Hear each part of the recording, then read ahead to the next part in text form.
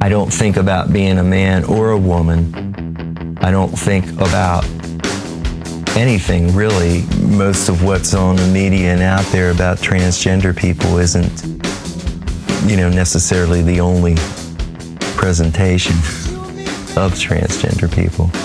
And then musically, I just, I hope that they can see, the depth of my lyrics and what I'm trying to say.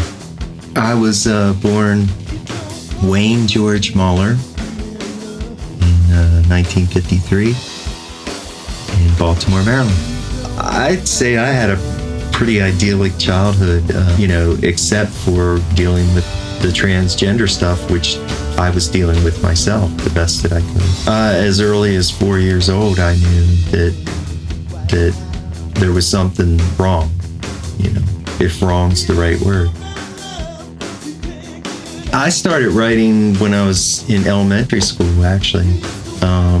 Real simple songs. Of course, some of them were about girls that I was attracted to in elementary school, and love stories and that kind of thing. Real simplistic stuff. I first met Wayne George Mahler 1972, I'd say it was. I was playing in a local group, and the leader of the group had told me that we were going up to our local high school there and that they were putting on a musical. And George and another friend of his had written the music for it, and they wanted us to perform the music. Keith McNamee was a bass player when I was in junior high, and he was playing in a lot of popular bands during the high school period. And I used to see, when I did get into high school, I used to see him walking down the hall, and he was a heavyset white guy, and he had an afro that was like out to here, and it wasn't permed, it was natural. And he was just about the wildest guy, that you'd ever want to meet. I liked the music that he was playing at that time, the originals that he was doing. That they were for the play, but still there was just a sense about him that I said, this guy's got talent. He was putting together a group, and he asked me if I would be interested in coming down to play with him. So I came over to his house, and he had a couple of people, and I had some of my own friends that I wanted to bring into the group. So at that point, we sort of like merged together, and we started playing music. At the time, Stephen Stills had a band called Manassas, and so we figured if he could name a band after a town, so could we, so we called it Jessup. Wayne, I could tell at that time where George was not really too happy with doing cover material. And he had formed another group on the side that was basically doing a lot of original music.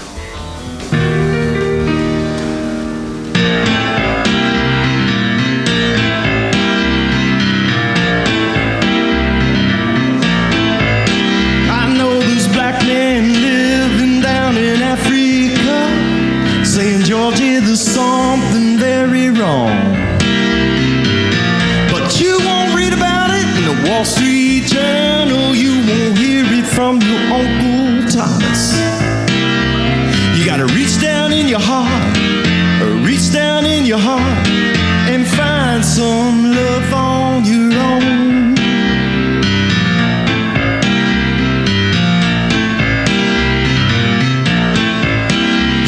The forest is burning South America. They say the cows, they need more space. But you won't find out the jungle is dying when you drive through your burger place. You gotta reach down in your heart, and find some love on your own.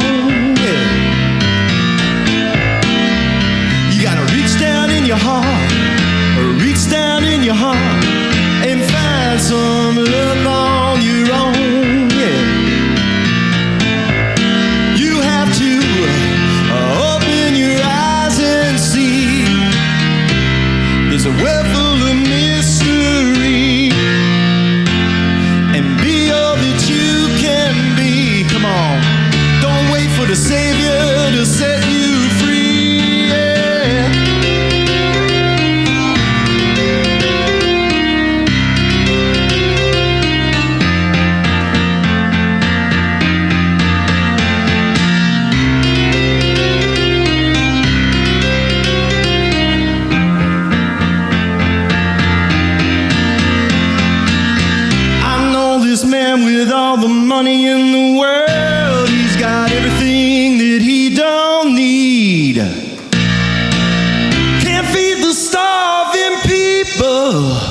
his own heartache and misery.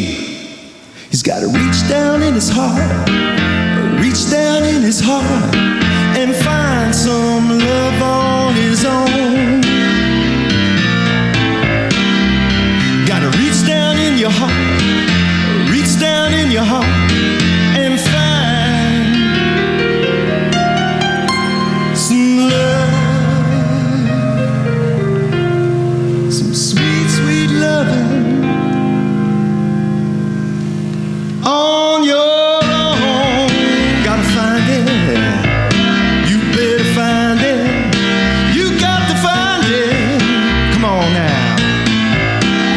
Reach down, way down, reach down, way down.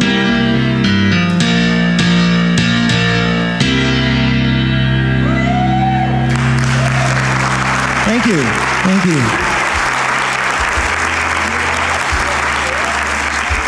But I could tell that there was a feeling that he wanted to go out and do his own thing and do his own music.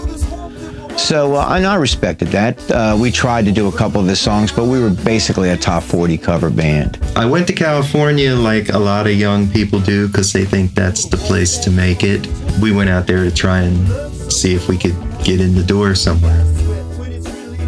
Be rock stars. I was proud of some of the things that we accomplished considering what we knew about what we were doing. We got on a show called Dick Whittington Show, which was a morning talk show, more or less.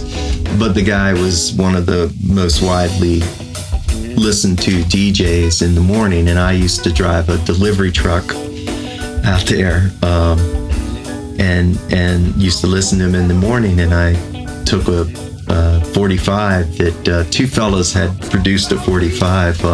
One song I wrote back in Baltimore, and the other song was written by this singer friend of mine, Tim.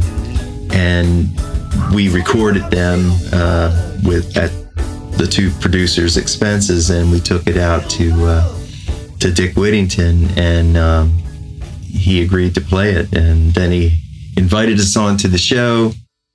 And I think the drummer in that band and myself were the only ones that would get up and go to the show. And the rest of the guys didn't do anything, and the writing was kind of like on the wall at that point. The group split up and everybody went their way. I came back, 6 months after the singer came back, and I put together a group called Georgie Jessup and the Jewels, and that's where Georgie Jessup first originated from, and Mac is the one that came up with that name because George was my middle name, given middle name. And he used to hear my father when he'd come home from work, and if I was down there, he'd say Georgie or whatever, refer to me as Georgie. And so Mac came up with George E. Jessup and the Jewels. And I was really into like the retro R&B was going on. The Blues Brothers had been out or had just come out, and I was doing a lot of the old Wilson Pickett and Otis Redding and Aretha Franklin and all those kinds of songs, and along with my originals. And so that was the first band that I fronted. That I actually got a keyboard player and had a keyboard player so I could just sing. And we played around for a couple of years.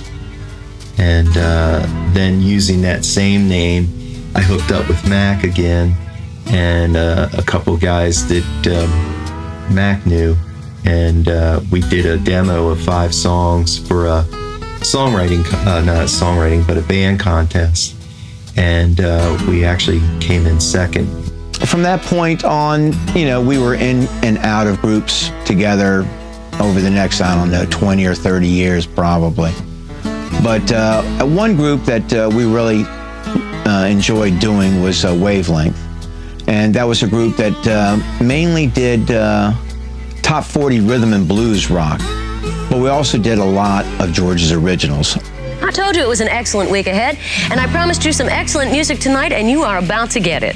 A stellar band whose music has been called American rock and roll, like Bruce Springsteen or Bob Seger.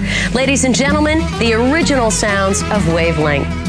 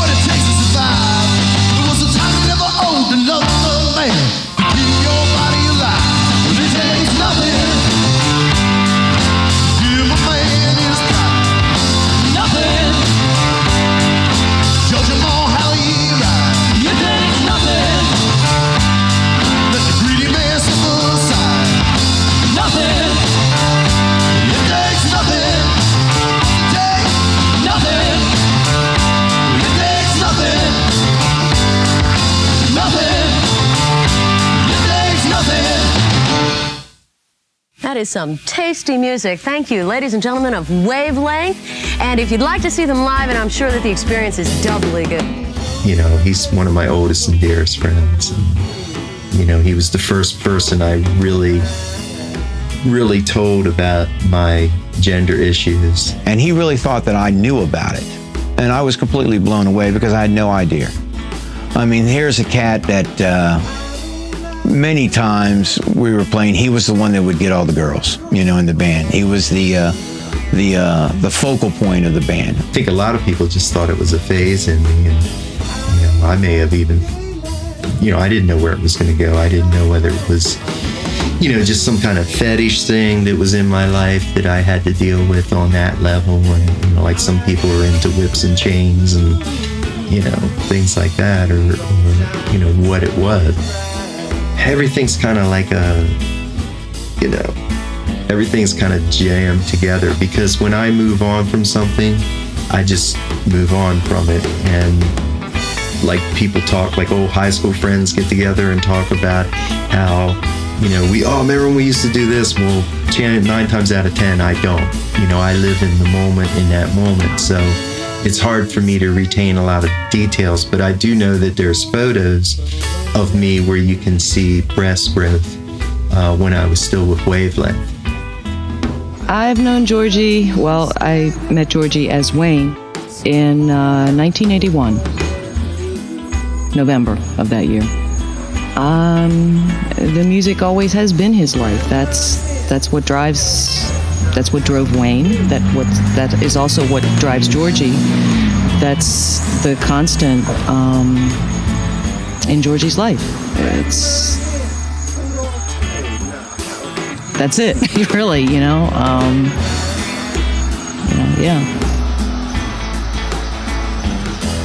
You pick your battles, and that's the one he picked. So. When my wife left me and threw in the towel, if you will, when that split up occurred, about 2 weeks later, the band Wavelength split up. That was pretty much certainly one of the worst times in my life that I've ever had. I think I would have to say it was the worst time in my life because, I lost my wife, who I was really in love with. I want my heart to be a haven for those outside the lines. Joan of Arc, the Sundance Kid are in my bed tonight. For those who have a different dream and make those dreams come true, I offer up my sacred place and join you in your fight. Now every time I look to you, you're living out your destiny. You're not hiding in sanctuaries, waiting for God to see. You've written everything you believe in on the back of your right hand. It says love will conquer everything,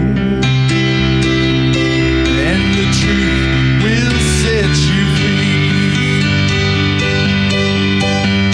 And nothing's gonna come between us, and no one's gonna take the fall. We're in this thing together, with our backs against the wall. With our backs against the wall, we will never have to crawl. With our backs against the wall, together we stand, together we fall.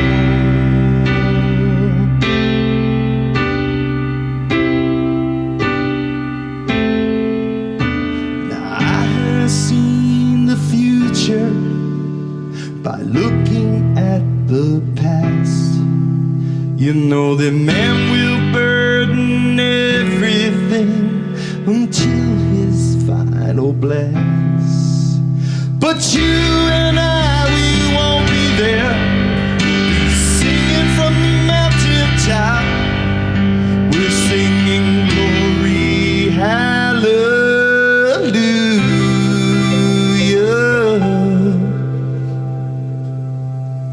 We're thankful for what we're not. And like a lot of transgender people, when they get in a crisis situation like that, they do what's called purging. And so you get rid of all these nice clothes that you've acquired over a period of time because you're not going to do this anymore. And you're going to make your marriage work, and you're going to be a good heterosexual husband for your wife. And so I went through that period, which was really hard on myself, and hard for me to concentrate on anything else. And of course, losing the band, it was a really good band, and I didn't even see it coming.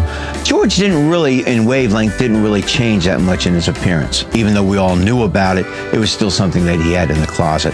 But no, that wasn't anything. I don't think anybody held that against him as far as that goes in the band. I mean, they might not have been happy with it, probably thought he was a little strange, but to this day, you can ask every one of those guys and they'll say, he's still a damn good songwriter. I didn't tell any members of my family until after my wife left me.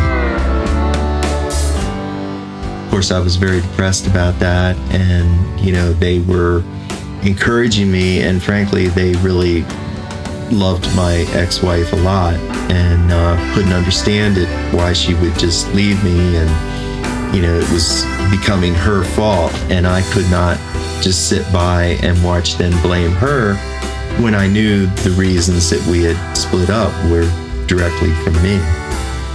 And so that's when I told them. They didn't get all emotional. That I told them I was in therapy, and they knew that. And they just basically, their comment was that they didn't really understand it, and they couldn't imagine why I feel that way or how I feel that way. And, I, of course, didn't know really what to tell them myself.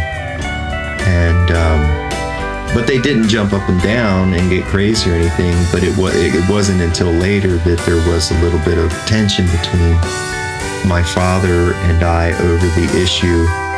The fact that, my body was changing never really came up as an issue because, again, with having compassion for my family, they knew about me, they knew the story. I wasn't going to walk around, in a bathing suit in front of them to shove it down their throats.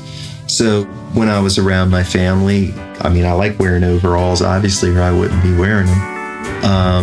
But when I was around my family, I would wear something like this because it, covered up my breasts. So they didn't have to be, we could focus on the family and not on that issue. They already knew about the issue. There was no reason to force it on them.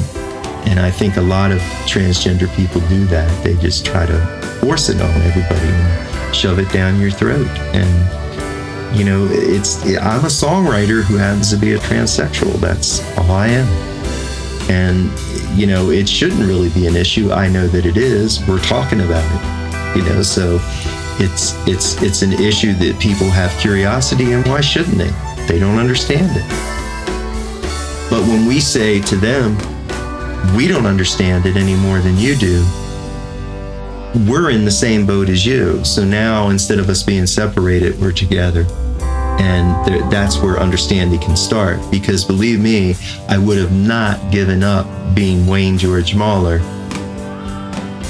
if I hadn't, if I didn't have to do it. If it wasn't a matter of survival, I would have never taken that route. And I had kept going through all this period, playing my music. And I had finally, around 88, that's when I actually transitioned in the music world. And I formed this band called Winte and Crazy Sacred Dogs. A Winte is very hard to define in terms of Euro-American culture, because when all that started coming out, and there was a kind of a move in the GBLT community, more the GBL community, gay, lesbian, bisexual community, which more just gay, lesbian.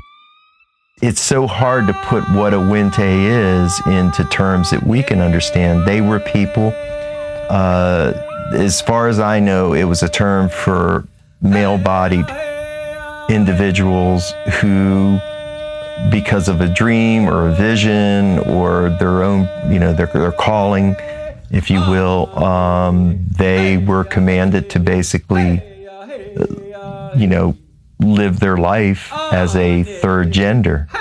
And if, you know, like in the sense of being a man, then obviously they wore female clothing and often did a lot of female craft work and things along that line. You know, the latitude that we have as a European culture on a material level is huge, but the latitude that we have on a spiritual level is very narrow, and it's almost the exact opposite in what I understand as traditional Native American cultures, in that they had a wide latitude on a spiritual plane.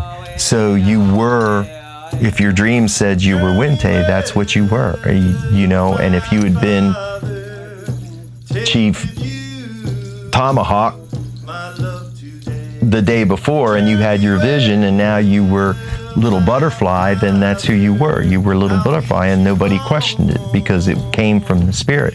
It came from Creator. So it's to talk about them in the same terms and say what is. If you talk to traditional gay people, a Winte is a gay person. If you talk to transgender people, a Winte is a transgender person. The reality for me is that it's the only thing that makes sense for who I am and what I am, and I identified with it on that level. And I don't really see it as a sexual issue whatsoever. I don't think it has anything to do with who you choose to sleep with, not sleep with, or sleep with at all. I'm transgender myself. I do it through my people, and they call me a Winte. A Winte for the Native American people is a very special person. They're spiritual leaders. They take care of a lot of the families. They take care of the children and teach the children. They believe we're that way because of the fact that we have both male and female knowledge. And so that gives us a lot better view of the world and how things are put together. And Georgie's not afraid of saying that.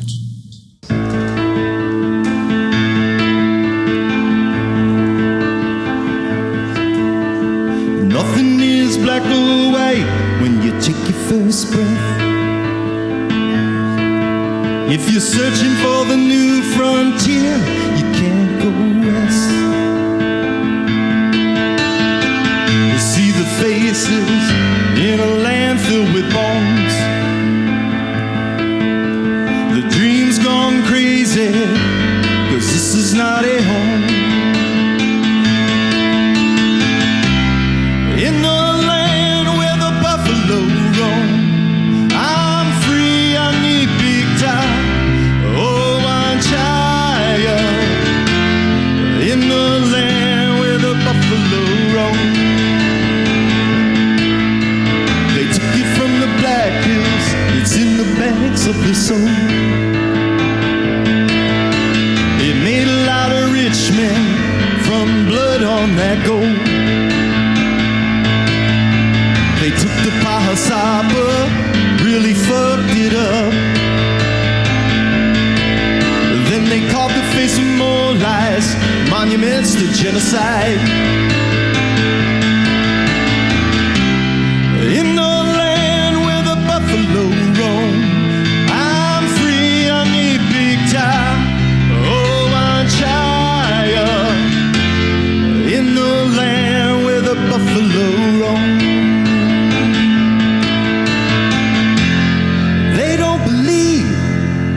When we sing about love, they don't believe when we say we want peace. They don't believe when we tell them that it's freedom in the land where the buffalo roam. In the land where the buffalo roam. Nothing is black or white when you take your first breath. If you're searching for the new frontier, you can't go west. faces in a land filled with bones. This dream's gone crazy, 'cause this is not a home. In the land where the buffalo roam, I'm free, I need big time. Oh, I'm child. In the land where the buffalo roam. In the land where the buffalo roam.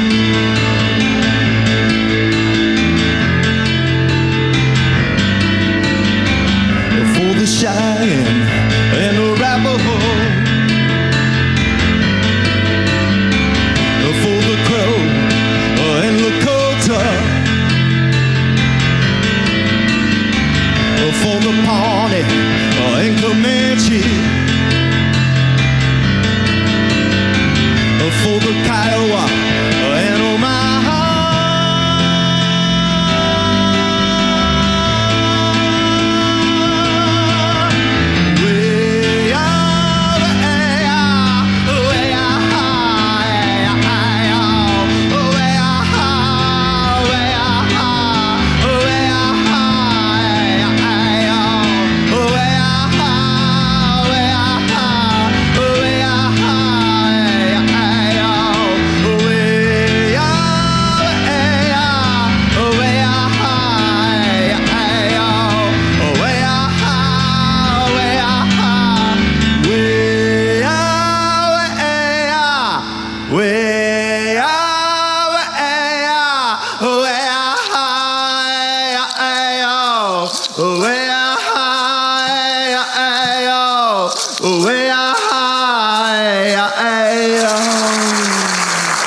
Thank you.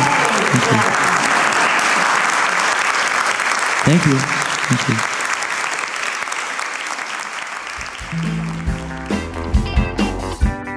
American Holocaust was a really hard album for me to do because I had formed a band called Winte and Crazy Sacred Dogs when I transitioned, and I was writing songs like Post-Op Freeway and It Ain't Easy for a Girl to Look Good and Human Race and Drag City was another song that I had written, and all these songs were really addressing my experience as a transsexual woman in white America.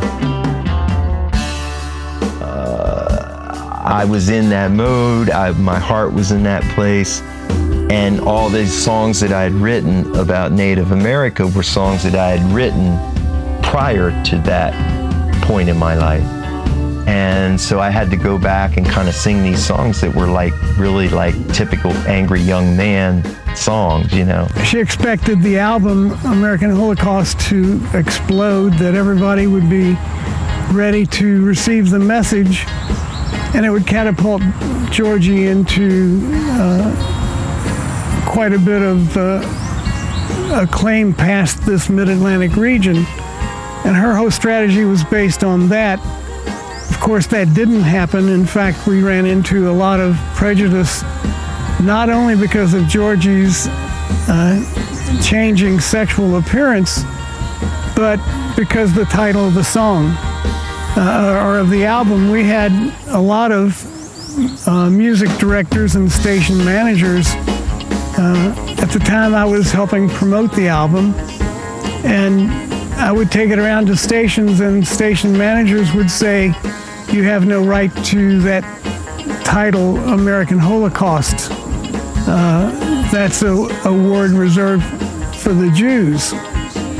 And I asked each person that presented that, I asked them if they'd heard the album yet, and they always would say no. And I'd say, well, listen to the album, and if you still think that the Native Americans don't have the right to use the word Holocaust, or if you think Georgie Jessup used that term in any way that's takes lightly the situation the Jews went through, then I won't come back and bother you again.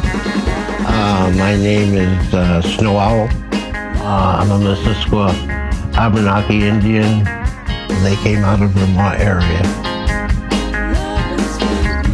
I'm Snow's wife. Georgie usually refers to me as Picosa. My given name is Heidi. And my ancestors are supposedly Lakota, but I don't have any, documentation or anything to prove that. But because I live in an Abenaki lodge and I'm married to an Abenaki man, I follow Eastern Woodlands traditions. And I do honor my ancestors in my dance, and then I wear a, Western style regalia. But all of my ceremony and the way that we raise our children are in the, Abenaki tradition, which is Eastern Woodlands Indians. I think I met Georgie first.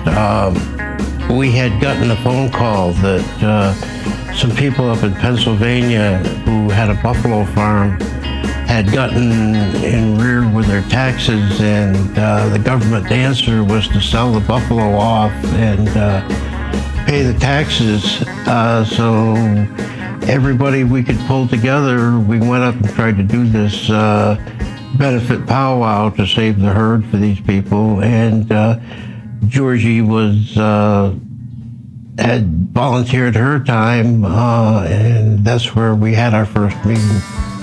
She had just completed the American Holocaust album, and I had never heard anyone as prolific as she was, and seemed to capture the essence of how I felt as a Native American person, and living in a dual world, which I was very impressed with her. Yeah, you were.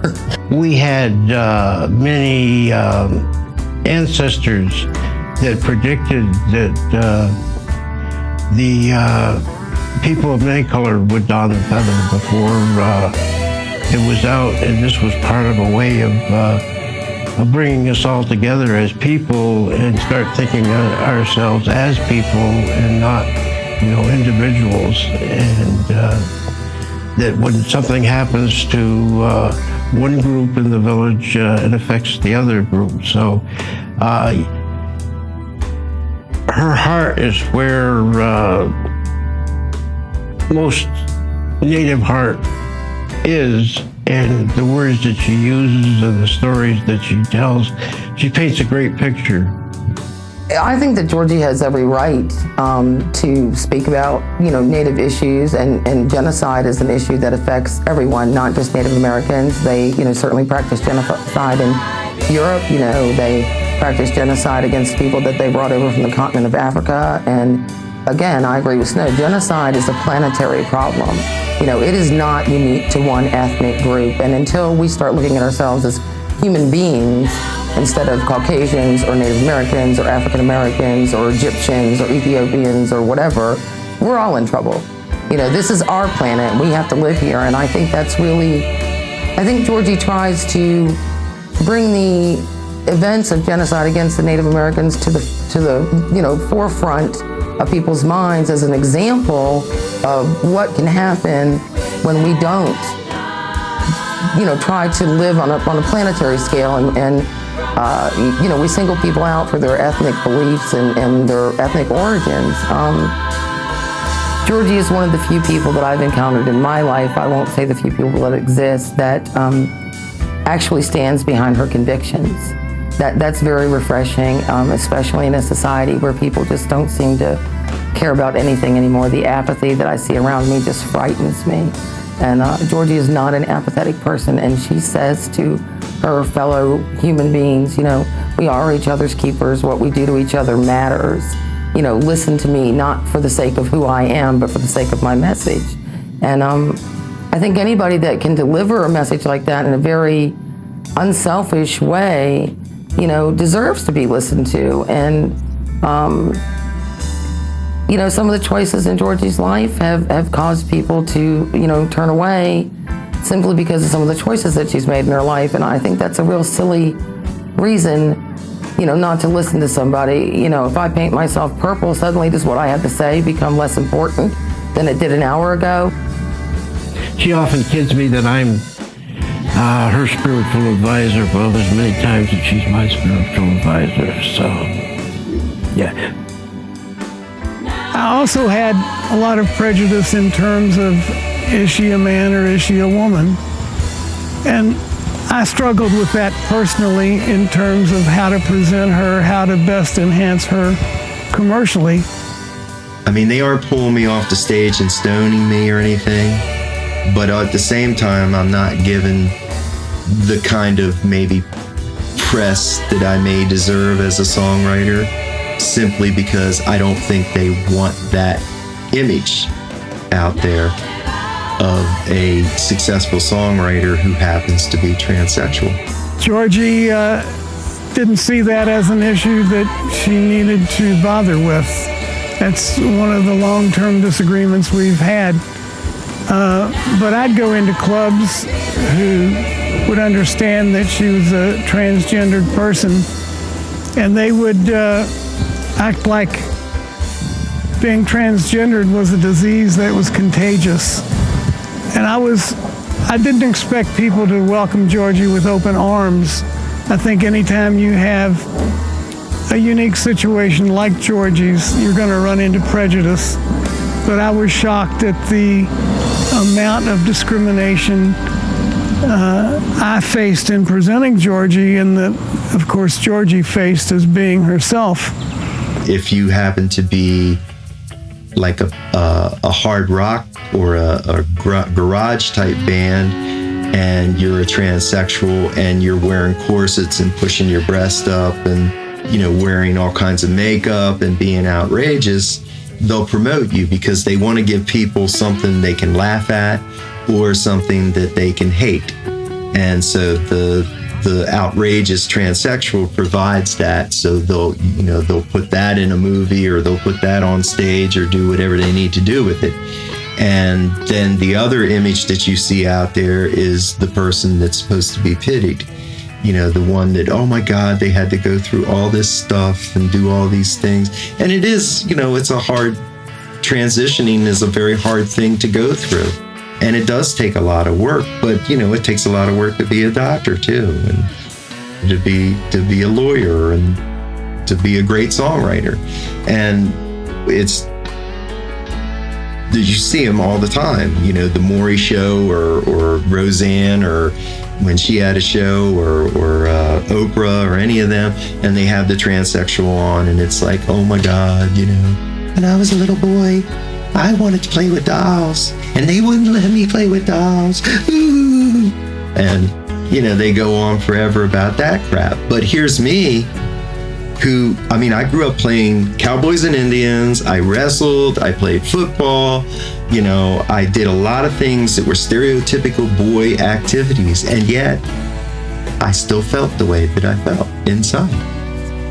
Now, isn't that much more exciting, or maybe that's the wrong word, I don't know, not exciting, but much more of a curiosity thing than the little feminine boy that says, I want to play with dolls? I mean, you know, but that's not what you hear on TV. I know Georgie feels it's a personal attack on him, and sometimes maybe it is, but probably not always. I think also some places are afraid. I mean, maybe they're afraid of how it will go over, you know, kind of like I was afraid sometimes to take Georgie to certain environments, thinking that people wouldn't respond to Georgie, or I guess how they would react to Georgie. And maybe some places are like that. I mean, I understand there's a place he played in Virginia last year, and I think they were pretty rude.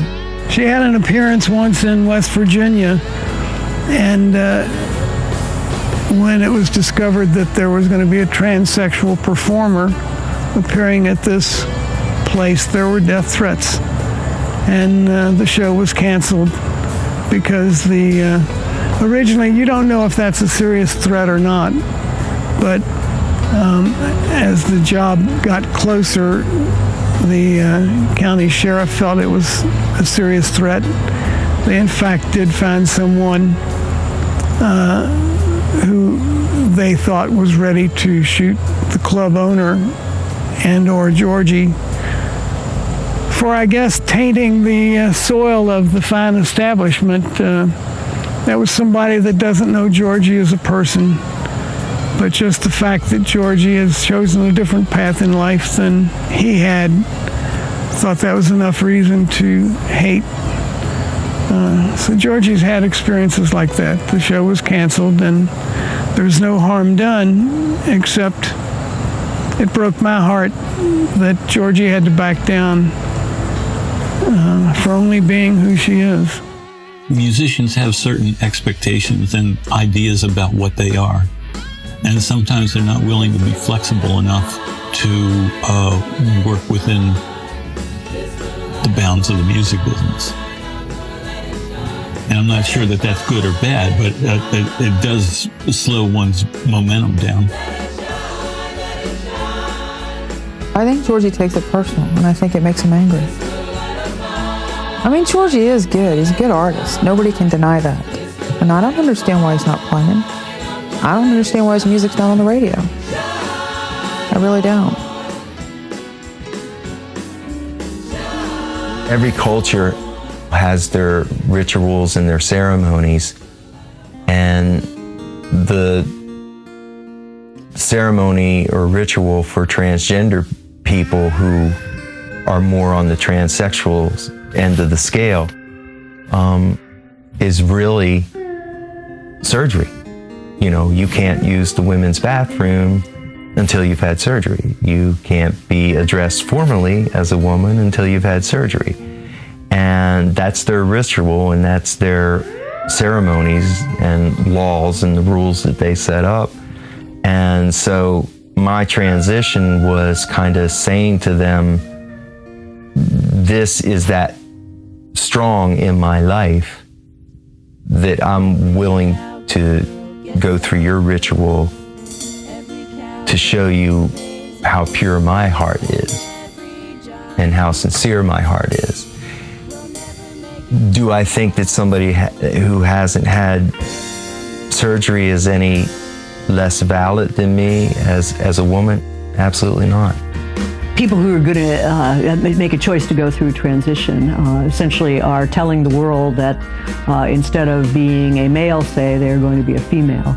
And although this may be the right personal choice for them, it's you know, fraught with many difficulties. Family may desert them. They might not be able to be employed. There is some around the country decrease in economic potential for people who've transitioned.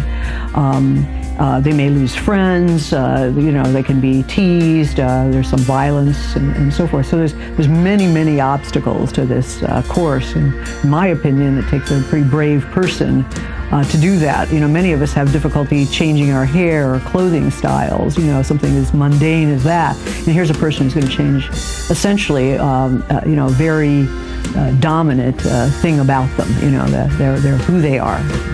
I couldn't have pretended for some of the time to been a man and some of the time to been a woman. I couldn't do it. And this culture defines men who walk around wearing dresses as gay people, gay men, drag queens, or cross-dressers, transvestites. And that isn't who I was. It wasn't what I was about. I'm not saying anything those things are bad or good or whatever. It's just not who I was. And so I kind of defined myself more. And it also became a problem with relationships when I had a male body, because ultimately people still relate it to that great holy symbol, the phallic, you know, symbol, is even women worship it. I remember when I first met Georgie, he showed me all these videos, like of his wedding and then his bands and his family. And this looked like a very successful person to me, who had everything going for them. And after looking at all these videos and pictures, I turned to Georgie. I remember saying, you really must have needed to do this, because I can't imagine anybody having that much success and taking a gamble on it, which is what you do when you have to go through this kind of transition. You take a chance to lose your family, your career, your friends. We know in the literature, that there are instances of where people regret their decisions. People regret things like if they've had surgery, they regret things like the surgery wasn't perfect, Maybe we all do that to a certain extent, but this is pretty massive surgery so that they can feel like, oh, geez, I wish I had better surgery. People come back. I see people come back quite often, but it's more around issues in their lives. And the issues in their lives could be complicated by this. For instance, relationships that can be challenged by somebody telling, you meet someone, you fall for them, and then you tell them you're transgendered, could be challenging in a relationship. So we may see, things of that nature. And that's what's amazing about Georgie. Georgie hasn't lost anybody. I mean, Georgie still has the same friends and the same family. And when I first was with Georgie, I used to be worried about going to certain environments. I didn't know how people would react to Georgie, and I felt I had to protect him, which I didn't. Because Georgie would go into an environment, any environment, I don't care how conservative, and would win people over. Let's go out to Remy and Donna.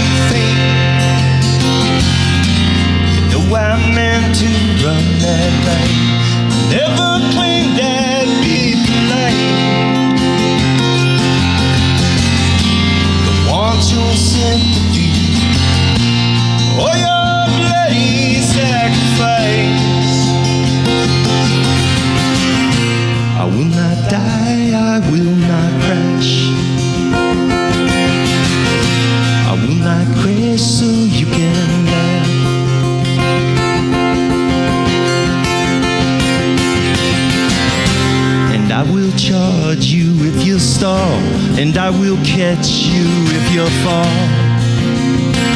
or you just need a tow. Now hear my horn, I'll sing it loud. I'm not just living in the crowds. I own the rainbow. You know I meant to run that light. I never claimed I'd be polite. Want your sympathy or your bloody sacrifice.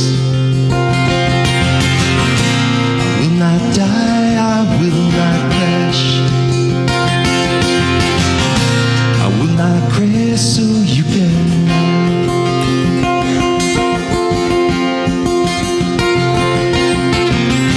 You always signal when you change, you never ride in the left lane unless you're passing. The night I wore the velvet dress, you said you never would have guessed. And you said that laughing. You know I meant to run that light. I never claimed I'd be polite. I want your sympathy or your bloody sacrifice. I will not die, I will not crash. I will not crash so you can laugh. I will not die, I will not crash. I will not crash so you can laugh.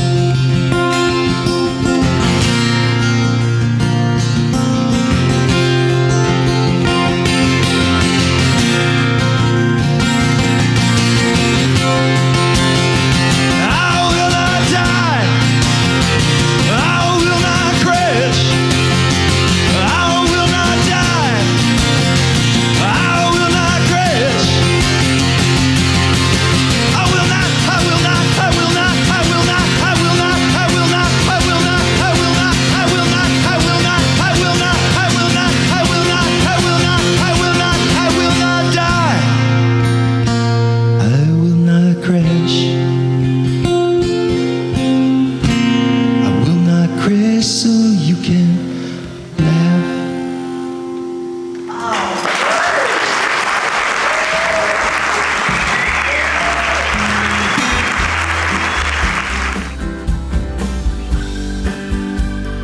I actually met Georgie's brother in a chance encounter in a store. It's a weird story, but we exchanged email addresses. And I got this very strange email address from Georgie's brother saying, you might be interested. My brother / sister is having a house concert. Maybe you would like to come. And that's how I met Georgie. We tend, when we meet people, we tend to be able to dig right under the surface immediately, pretty quickly. And we were able to do that with Georgie. So anybody that you can do that with, I think that there is much room for exploration, and there's a lot to explore in a relationship with Georgie. I found Georgie to be rather fascinating. I'd never known anybody who was transgendered before. I didn't have any preconceived notions about gender or being transgendered. Georgie was just a really nice person, and I liked her music. And I liked her personality. Mm-hmm. And we just sort of hit it off really well. The friendships continued for 5 years. And I go away from this relationship looking at Georgie with great admiration because of the incredible courage that she demonstrates in what she does. You think about the ridicule that people go through in life because they're different. Georgie's very different, and yet she has this great humanity, and she puts herself up on a stage and does her performance and says, this is me, it's here. You just accept me or you don't accept me. And it's not her problem if a person does or does not. It's that person's problem if they can't accept her, but it's certainly not Georgie's problem. That's what I like too. I mean, she's saying, accept me for who I am. And we do, and many people do. In a society where people are constantly looking for acceptance, that they want to be like other people, you have to admire someone who can stand apart from the pack and say, this is who I am. And who she is a very wonderful thing. I think there's a great amount of validity in the songs that she writes, in the basic truths that she gets into. Her issues about how the Native Americans were treated, and the history of that the country denies is very powerful, and she presents it in a very, very powerful way. The same can be said for her songs that get into the issues of being transgendered, that the songs are full of passion and truth. And that's really what I look for in her work, is seeing the basic honesty of it. I think one of the key words is passion. I think we're drawn to people who have passion for life. and Georgie definitely does. Well, we were in a bar in Shepherdstown, West Virginia, where Georgie was performing. It wasn't a big crowd, and I guess it was like near a holiday. It seems like she always gets booked there, and it's like a holiday season, and the students are out of town.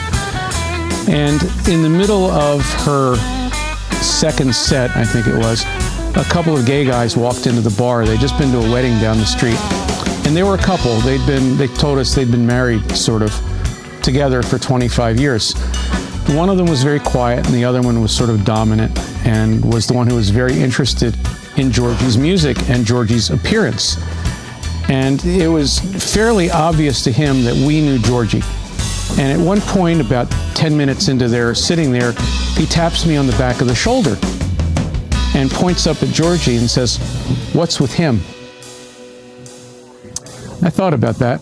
I turned around, "You mean, what's with her?" Gay guy takes this in, maybe for 5 or 6 seconds, comes back with, "You mean..."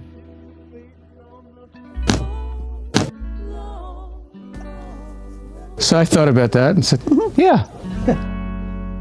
Gay guy takes us in a couple seconds and says, "Well, I don't use mine very often, but I would never cut it off." And it was the strangest conversation I'd ever had in a bar. But it also occurred to me that this guy totally didn't understand who Georgie was and what Georgie was about, or even the concept of gender identity, despite being a gay person. And that struck me as very odd, that you would think that this person would understand a little better. You know, I don't have any experience with gender transition myself, but I understand Georgie knows who she is, and she's tried to shape her life to match who she is. And not everybody has the bravery to do that. But your discussion in the bar, I think a lot of people confuse gender and sexual preference. They're two different issues. There can be a transgendered person who prefers the same sex, the new sex, or not. And they're two different things.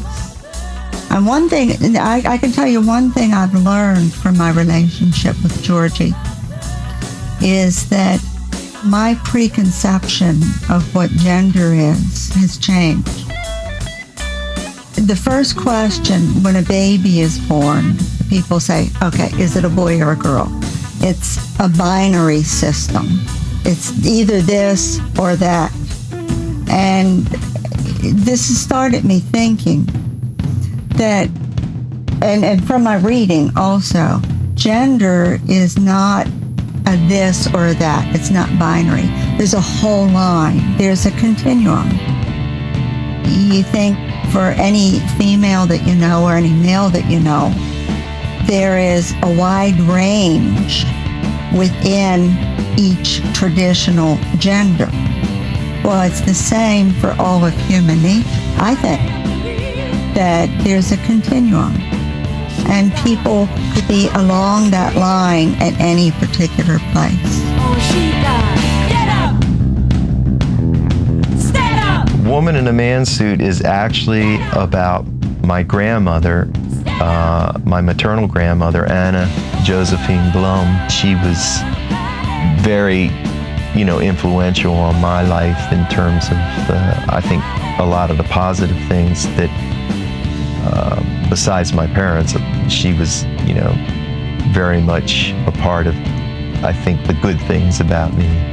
In 1988, I had a dream in which she came to the house I was living at the time and took me on a journey and showed me a lot of prophetic things and some ancient things, and in the end bestowed a name on me, which is Donnerlichen, which is the only real important name that I have, and it means beautiful thunder.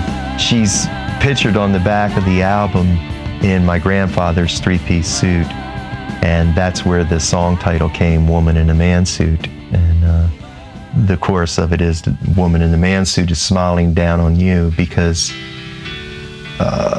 in this dream, the message was that I was finally getting my shit together and, finally understanding what I needed to do in my life to move forward. In the spring of '68, the angels drove my grandma home. She lived a peaceful life. The life she lived was a shaman's poem. All the way to heaven's gate, and God was there to take her hand. 20 years she's back again. She spoke with words I could understand. She said, somewhere in the middle, there is love that you know. Between the well and the sacred tree, the roots are strong, bro. And let it flow. Now don't Alicia come and take my hand and walk with me down the path to the Yggdrasil. The knowledge comes from the sacred tree. Call out to your ancestors, they speak, you receive your name. You'll see the love will grow upon this rock, you will make your claim. She said, somewhere in the middle, there is love that you know. Between the well and the sacred tree, the roots are strong to grow. And let it flow. The woman in the man suit is smiling down on me. I know the woman in the man suit is smiling down on me. The theme of Woman in a Man Suit, if I had to narrow it down to one thing, is about love. And it's about the love that you get from family, the love that you get from connecting to other human beings, the love that you give from yourself, without ego, without malice, without control. And the love that it takes to sometimes walk away, the love that it takes to understand that maybe you aren't helping the person that you love enough by being there. So it's really about love, but family is a big, important part because I learned so many of those values. I learned so many of those things from my grandmother and from my mom and dad. Was I a good kid or a bad kid, or? I guess you were a good kid till you got older. Then I found out some stories. Well, that's when I was really old. Well, you were in high school, I guess. Oh, yeah. Last year of high school. Last year of high school. Sneaking out the windows. Yes. That kind of thing. Correct. And I didn't know about it until then, until just a short time ago. Not very long ago. Yeah. He used to sneak out of his bedroom was on this level, and he just opened the window, took the screen out, stepped out the window, came back that way. And Bob and I were in bed sound asleep. And we didn't know about it. And I found it out just a couple years ago. I used to do it down Dewey, too. When I used to sleep on the side porch, I used to go out the window, too. I didn't know that. Yeah. Just finding that out now. Yeah. my father is like, if I had to like pick out a human being for another planet to say, well, give us an example of a reason we shouldn't just nuke you all, and I would present my father to them and say, this man right here. Georgie's dad, Chief, was an incredible man. A hard worker, just devoted to his family, devoted to his wife. Just a great guy. One of the nicest people I probably have ever met. Their relationship was a little rocky at times because their politics were very, very different. We always had a feud, and Mom and I have continued it on since Pop passed, and I come over and I do this, and I do this, which I think is very appropriate, and I do this.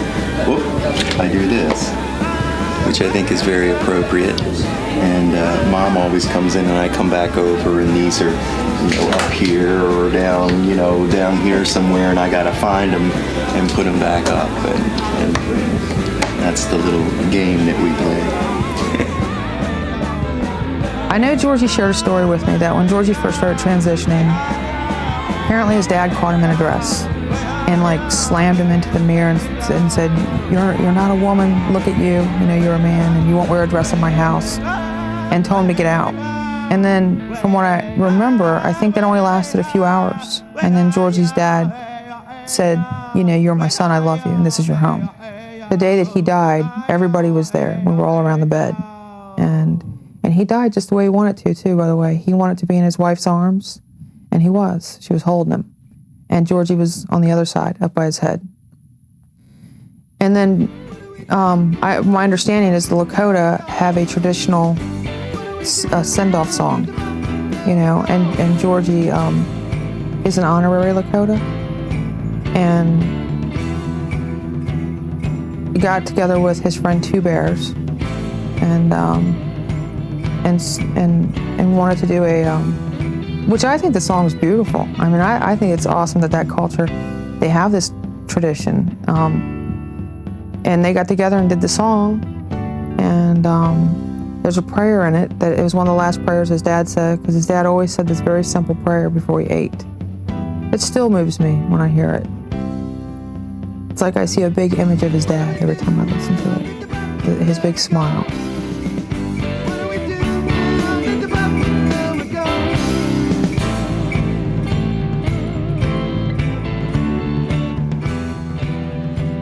I got married to Angie. Angie's actually my second ex-wife, But it was, I met her as a woman, legal woman, and, she was in between the lesbian and straight community.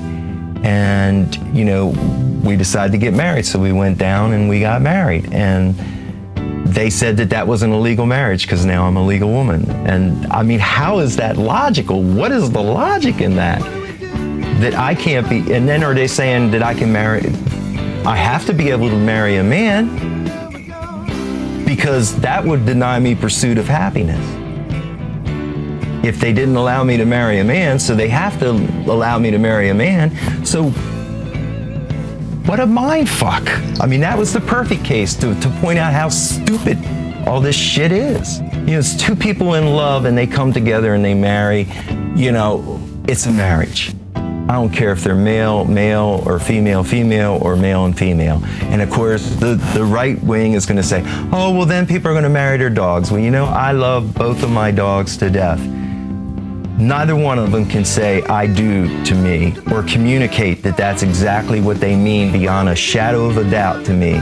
If they can do that, or if I can do that with them, I'd say, yeah, marry my dog. Why not?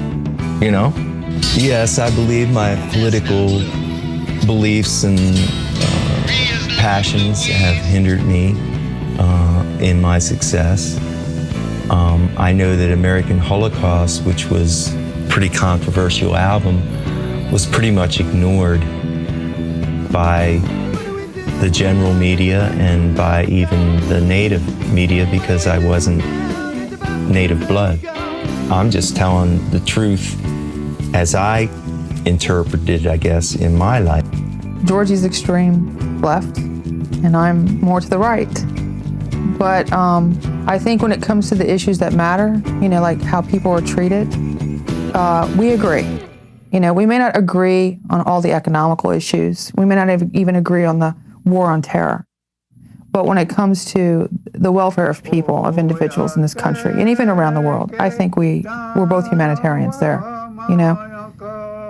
And I respect anybody who has the courage to stand up and say what they really think and what they really believe. And I don't get that. You don't get that with a lot of people. A lot of people say what they think you want to hear. A lot of people want to be popular. Georgie does not care about being popular. Georgie doesn't care if you like what he says. He's going to say it. And Georgie says things that can offend people on both sides. You know? I mean, but at least you know where you stand with Georgie. At least this is an honest, I mean, he's just very honest, very raw. There were all kinds of inspirations. I didn't set out to write an album that was going to piss anybody off or make anybody mad. Those songs just happened because they needed to be written. And I mean, that's my response to people that would want to, you know, tell me that I shouldn't be doing that. I should just be entertaining people, or, you know, I shouldn't be speaking out about something in a song. There are people in this world that are going to look at a song like Greed from American Holocaust or Devil's Child from Woman in a Man Suit, and I'll never be able to convince them that it's not un-American and, you know, that it's not against God in some way, shape, or form. And, you know, I'm sorry. I don't think I can let the people that are never going to accept me, I mean, I don't even have to open my mouth and sing and I piss people off. So, I mean, I don't think I can let them rule my life. I can say that if Rush Limbaugh and the clown on Fox News, whatever his name is, if those guys are happy, there's a good chance that I'm angry and not very happy in the world. The same can be said in the opposite, that if I'm happy with all the laws that are in place and all the things that are going down and accepted socially, they're going to be very unhappy people, and I don't have the answer for that.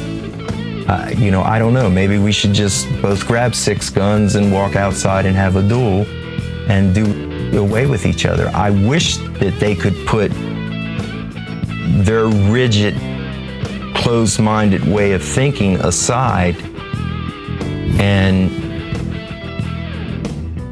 see the world a little bit the way maybe other people see the world, like me. And I see where a lot of them are coming from with me, for example. Why would a perfectly normal guy want to be a chick? You know, why would they cut off their dick? Don't make no sense to me. And, you know, I can truly understand why they're saying that. And I empathize with them. The only thing I can tell them is, because this is the way it is. This is the truth. And, you know, if you want to put me in prison, it's still the truth. If you want to make laws against me, it's still the truth. If you want to kill me, it's still the truth. I think I'm somebody that believes in truth, and that doesn't mean that I haven't told my share of lies. I don't really have any things that I want to keep secret anymore. My big secret was being transgender and holding that in my life. And, you know, when that was out in the open, there is no big secrets. What you see is what you get. Who cares if you see him as a he or she? It's Georgie. Listen to the music, listen to the lyrics. I mean, that's what's important. Look how Georgie treats people. Look how Georgie treats his family and his friends. I mean, who cares about this transgender stuff? It's so small. I can't remember how it developed, but I think he turned into a woman at some point. Or maybe it was before that. I don't know. I didn't, you know, I was just a person that I was, you know, it's always flattering when somebody really loves your work and really hears it. Obviously, this person was really hearing it and it meant something to him. And artists can't, I mean, that's the best thing that, aside from the actual creative process of writing and, you know, taking this stuff and making it into your work, the most gratifying and exciting thing to get is like the sparkle in someone's eyes who's really heard it, who's really got it, who's really assimilated it. The sparkle in their eyes, the fire in their eyes from your original creation. So she really got my attention with that. Then I didn't actually really meet her until at some point I was playing a gig in Western Mass, and she said, I don't know if we're at email at that point or still doing letters, but she said she's going to come. So she shows up with some Indian people. And I think she had given me clues about the transgender thing before, so I wasn't surprised. I knew she was a person who was once a man and then turned into a woman. So it wasn't a big shock. Also, I remember before this, she sent me her CD. And I was just blown away about how good it was. I mean, it was like not what I expected, because I'm not famous or anything, but I get like music from people a lot. And I always listen to it, and then she really got my attention because it was good. It was really funky and wild. And I was impressed with it. And I think that's when she really became a person, before I even met her. And then she showed up at this gig in Western Mass and played the gig, and I think the next day there was a big party, and she showed up at the party, and she was so full of life and so Georgie. I just, how can you not love her, you know? Sometimes her passion is like overwhelming. It's like, okay, enough passion, I want to drink a beer or talk to a stupid person for a while or something. But after I met her, then it was like she was in my life, and she had my attention. She was a friend. I think it's special because she's very talented. I like her voice. She's got a great voice. And it's sincere, it's real.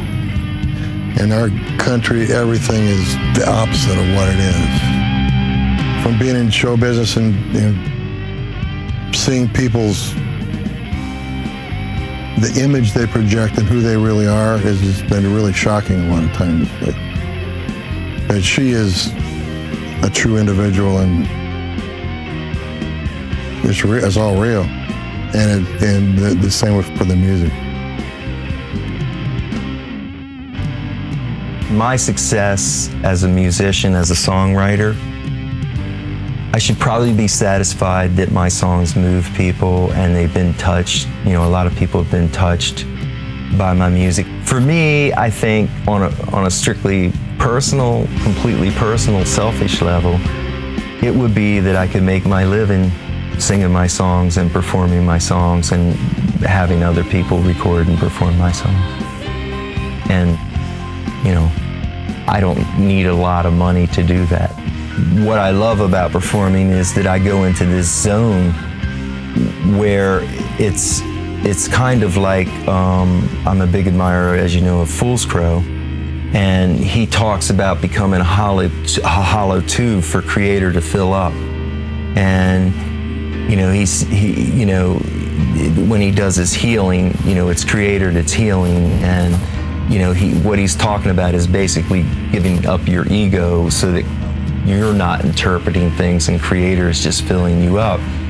And while I hope I reach that one day in my life, you know, what happens to me on stage is similar to that, because I go into this zone where I don't think about being a man or a woman.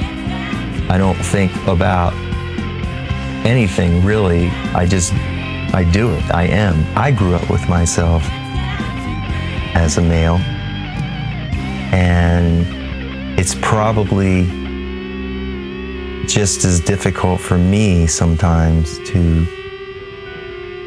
understand who I am as a transgender person as it is for people who don't understand transgenderness, or people that have known me from the past. As difficult as it for them to refer to, Georgie as she. It's maybe not that difficult for me because I took the journey, but I understand their perspective. And then there's people that, have met me in recent years, and this is the only way they know me, and they can't understand the other side. So I kind of take all that in, and I guess I'm a mixture of my surroundings and the family that I grew up in, and the time and the era that I grew up in.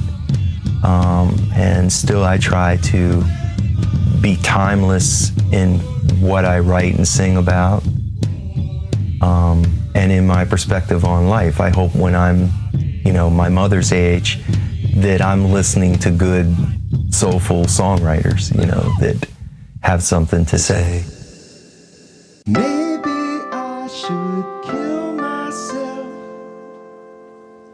Could do it with some pills. Learn to shoot some heroin. I'm sure it packs a thrill. And maybe I should run away. Would fade into the hills. I will go where they can't find me, where there are no bills. But I love this life and all it gives, and I love the morning song. I love the way the sun shines through my dress as I sing along. Another day, I find a way to carry on.